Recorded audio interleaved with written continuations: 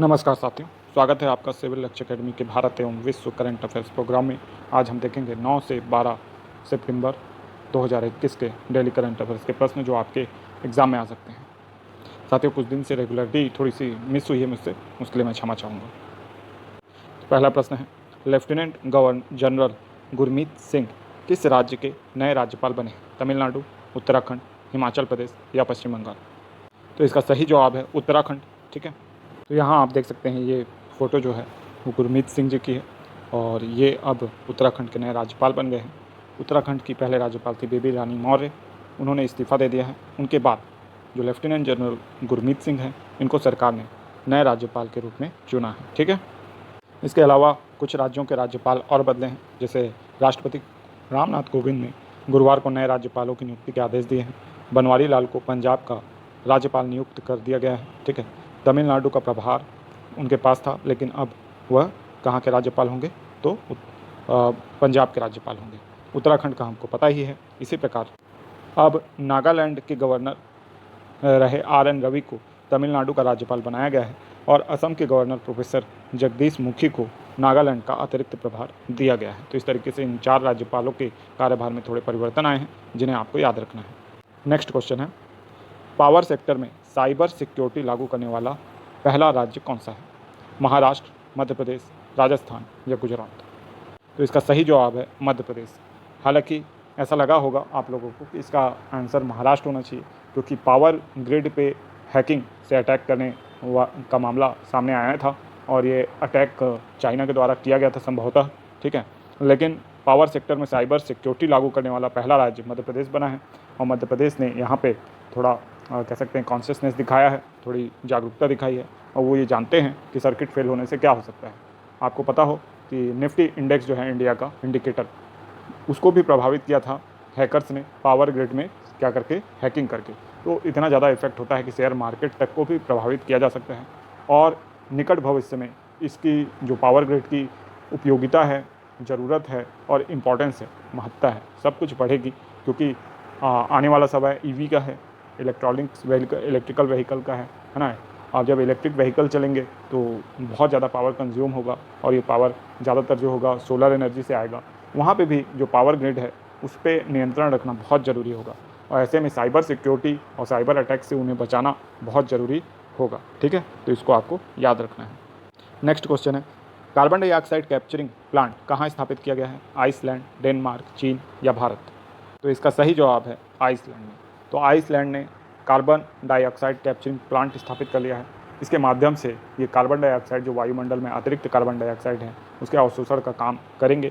हालांकि ये अभी पहला प्लांट चालू हुआ है, इसके जैसे अभी बहुत सारे प्लांट आइसलैंड लगाने वाला है, लेकिन ऐसे बहुत से प्लांट, लाखों की संख्या में प्लांट की आवश्यकता होगी, तब जाके जो ग्लोबल वार्मिंग बहुत तेज़ी से बढ़ रही है उसको नियंत्रित किया जा सकेगा। नेक्स्ट क्वेश्चन है, किस राज्य ने राज्य से बाहर पढ़ने वाले छात्रों को अधिवास प्रमाण पत्र जारी करने का निर्णय लिया है? मध्य प्रदेश, छत्तीसगढ़, उत्तर प्रदेश या महाराष्ट्र? तो इसका सही जवाब है छत्तीसगढ़। छत्तीसगढ़ राज्य सरकार ने राज्य से बाहर जाकर शिक्षा दीक्षा का कार्य करने वाले या पढ़ने वाले जो भी हमारे छात्र हैं उनके लिए क्या किया है, अधिवास प्रमाण पत्र जारी करने का निर्णय लिया है, जो काफ़ी अच्छी बात है। इस समय निवास प्रमाण पत्र बनाने का कार्य राज्य में बखूबी चल रहा है। ठीक है, और इसी दौरान राज्य सरकार ने यह पाया कि बहुत से छात्र हमारे जो हैं वो राज्य से बाहर स्टडी कर रहे हैं और उनका अधिवास प्रमाण पत्र बना होना चाहिए। कोविड की जो त्रासदी है, इस दौरान भी हमारे कई जो छात्र मजदूर थे वो राज्य से बाहर फंसे हुए थे। अब इन सभी के लिए कोई ना कोई व्यवस्था राज्य सरकार जरूर करेगी। नेक्स्ट क्वेश्चन है, भारत का पहला कार्यात्मक स्मॉग टावर कहाँ स्थापित किया गया? दिल्ली, महाराष्ट्र, केरल या चंडीगढ़?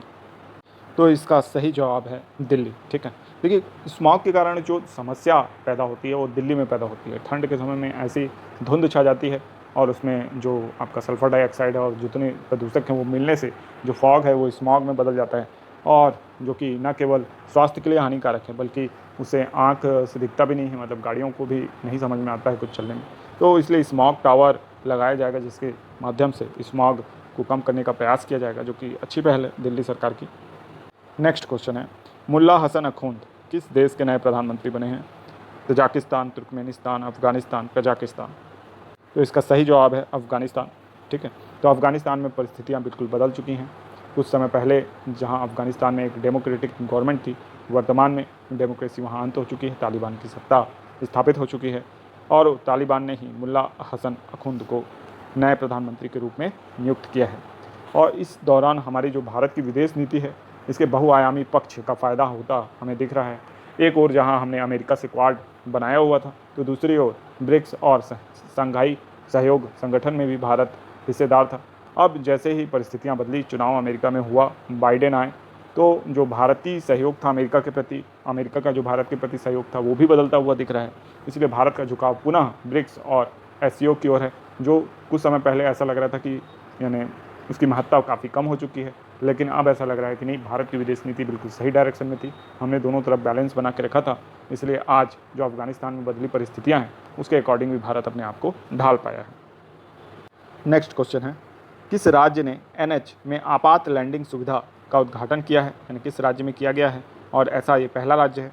पंजाब, उत्तर प्रदेश, राजस्थान या हरियाणा? तो इसका सही जवाब है राजस्थान। तो राजस्थान में आपात लैंडिंग सुविधा जो है एनएच में, यानी नेशनल हाईवे में किया गया, उसका उद्घाटन भी कर दिया गया है, इसको याद रखिएगा आप। नेक्स्ट क्वेश्चन है, स्ट्रैटेजिक क्लीन एनर्जी पार्टनरशिप का आयोजन भारत ने में किस देश के साथ किया है? तो रूस, फ्रांस, अमेरिका या जर्मनी? तो इसका सही जवाब है अमेरिका, ठीक है। तो strategic clean energy partnership Bharat ने अमेरिका के साथ की है, ठीक है। आप देखेंगे सामान्य ज्ञान के कुछ प्रश्न। केंद्र में द्विसदनात्मक विधायिका की स्थापना किस अधिनियम के द्वारा की गई? 1909, 1919, 1935 या 1947?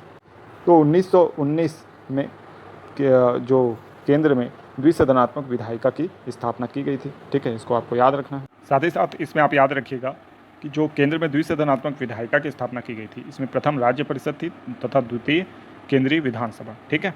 तो इसको आप याद रखिएगा। राज्य परिषद में सदस्यों की संख्या 60 थी, है ना, और केंद्रीय विधानसभा में सदस्यों की संख्या 144 थी। वहीं प्रांतों में द्वैत शासन प्रणाली भी लागू की गई थी, है ना, और प्रांतीय विषयों को 2 उपवर्गों में आरक्षित और हस्तांतरित में बांटा भी गया था, ठीक है। इसके अलावा भारत सचिव को अधिकार दिया गया था कि वो भारत में महालेखाकार परीक्षक की नियुक्ति कर सकता था। इसके अलावा लोक सेवा आयोग का गठन किया गया था भारत में, और कार्यकारी परिषद में जो 6 सदस्यों का होना आवश्यक कर दिया गया था, जिसमें से 3 भारतीय होंगे, ऐसा भी व्यवस्था किया गया था। सांप्रदायिक निर्वाचन को भी बढ़ाया गया था।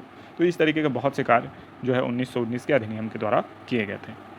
नेक्स्ट क्वेश्चन है, प्रांतों में द्वैध शासन का अंत इस अधिनियम के द्वारा किया गया था? 1892, 1909, 1935 या 1919?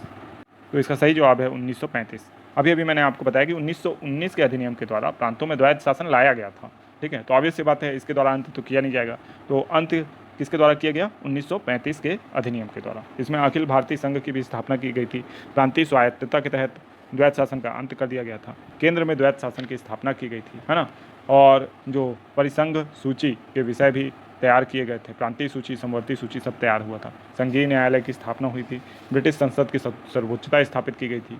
भारत परिषद का अंत कर दिया गया था। सांप्रदायिक निर्वाचन का विस्तार किया गया था। इस तरीके के बहुत से कार्य 1935 के अधिनियम में किया गया था। इसे लघु संविधान का दर्जा भी दिया जाता है, ये जो हमारा 1935 का अधिनियम है, क्योंकि इसकी ये जो हमारा संविधान बना है, अधिकांश बातें 1935 से एज इट इज़ ले ली गई, ठीक है। तो इस अधिनियम को भी आपको याद रखना है। साथ ही साथ आप ये भी याद रखिएगा कि इससे पहले हम लोगों ने पूरा ज्योग्राफी और पूरा इकोनॉमिक्स कंप्लीट किया है, 2-2 क्वेश्चन करके। अब हम संविधान में भी आगे बढ़ रहे हैं, तो संविधान आप पढ़ते रहिएगा। अब हम देखेंगे 18 से 20 अगस्त के रिवीजन प्रश्न। अगर आपने ये वीडियो नहीं देखा हो तो इसे ज़रूर देख लीजिएगा। ऊपर आई बटन में भी आपको इसका लिंक मिल जाएगा। साथ ही साथ आप इंड स्क्रीन में प्लेलिस्ट में इसे देख सकते हैं। साथ ही साथ आप टेलीग्राम चैनल ज्वाइन कर लीजिए। टेलीग्राम चैनल में आपको इस वीडियो से संबंधित PDF मिल जाएगी। साथ ही साथ आपको जो भी नोटिफिकेशन है वीडियो की वो मिलेगी, करंट अफेयर्स की जानकारी, और आपको न्यू वैकेंसी से संबंधित अगर कोई अपडेट होती है तो वो भी दी जाएगी। टेलीग्राम चैनल का लिंक आपको डिस्क्रिप्शन में मिलेगा। नाम है सिविल लक्ष्य एकेडमी। नीरज चोपड़ा की भाला फेंक में विश्व में रैंकिंग क्या है? तो द्वितीय है। भिंडावास जो कि रामसर साइट है वो कहाँ है? हरियाणा में। हर्षित राजा 69वें ग्रैंड मास्टर बने। राला मंडल मध्य प्रदेश में स्थित है। किस देश ने भारत के साथ आयात निर्यात पर प्रतिबंध लगा दिया? तो अफगानिस्तान। अब आपके लिए होमवर्क प्रश्न है, विश्व फोटोग्राफी दिवस एवं विश्व मानवतावादी दिवस कब मनाया जाता है? 17 अगस्त, 18 अगस्त, 19 अगस्त या 20 अगस्त? जायद अल बहार युद्धाभ्यास भारत ने किस देश के साथ किया? कतर, संयुक्त राज्य अमेरिका, सऊदी अरब या बहरीन? तो आशा करते हैं दोनों क्वेश्चन आपको बन जाएंगे। ये वीडियो आपको पसंद आया होगा, और अगर ये वीडियो आपको पसंद आया तो इसे लाइक करें, चैनल को सब्सक्राइब करें, वीडियो को ज़्यादा से ज़्यादा अपने पढ़ने वाले दोस्तों में शेयर करें, साथ ही साथ बेल आइकन का बटन हिट कर दें ताकि नोटिफिकेशन आपको समय पर मिले। आपका दिन शुभ हो। धन्यवाद।